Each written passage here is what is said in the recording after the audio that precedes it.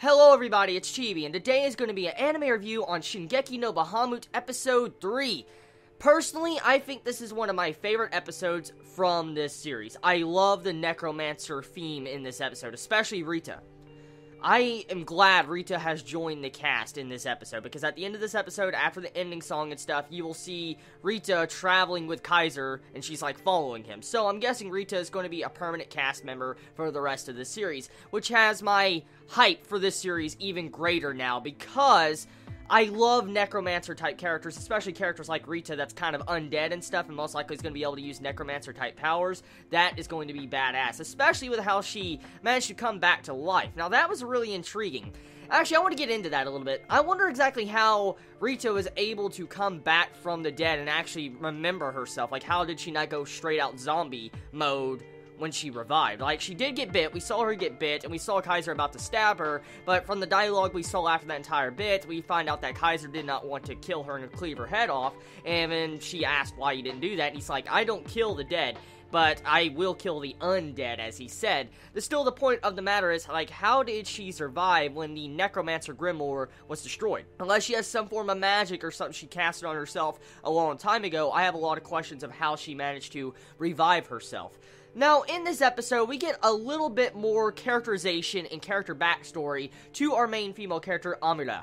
We find out that she is, in fact, the God Key. She hasn't just stolen the God Key, she is now the God Key. And that really just changes up the overall actual objective of the series, because now, since people are wanting to hunt down this God Key, steal the God Key, and get it back, technically, I'm guessing if you kill Amira, the God Key will disappear. That's what I want to take a guess at right now. And so, I wonder if she actually uses the God Key eventually, will she die? Like, will she disappear if the God Key gets used or something? That's also my question I have right now. Now, with this episode, we find out a lot of bit of details about Kaiser's backstory. Also, we find out more about his backstory of how his noble house fell in disgrace. Like, he loathed his father. Like, he hated his father, he couldn't respect him, and he really hated his parents. And that's pretty much what Kaiser told us in this episode. And as it progressed on, he realized he really did love his father when his father died. Like, when his father got hung because the father couldn't protect a tribute for the king, and he got hung for it because he could not protect the tribute, the entire noble house that Kaiser was a part of fell down into, like, they were criminal status. And so he realized at that moment that he actually loved his father and his family. So kind of a very sad backstory that they revealed in this episode. And it actually has me intrigued to find out more about him. One thing, though, I will say is I'm kind of shocked how Kaiser didn't kind of go after Favreau in this episode. Like, as we know, Kaiser does know the bounties on, Favreau's head. He knows about it. And I wonder exactly if he's going to try to hunt down Favreau or not. So that's one question I have. Also, another thing I want to ask is, like, we find out about this other demon that's, like, in this flying demon fortress in this episode. We see that demon fortress flying.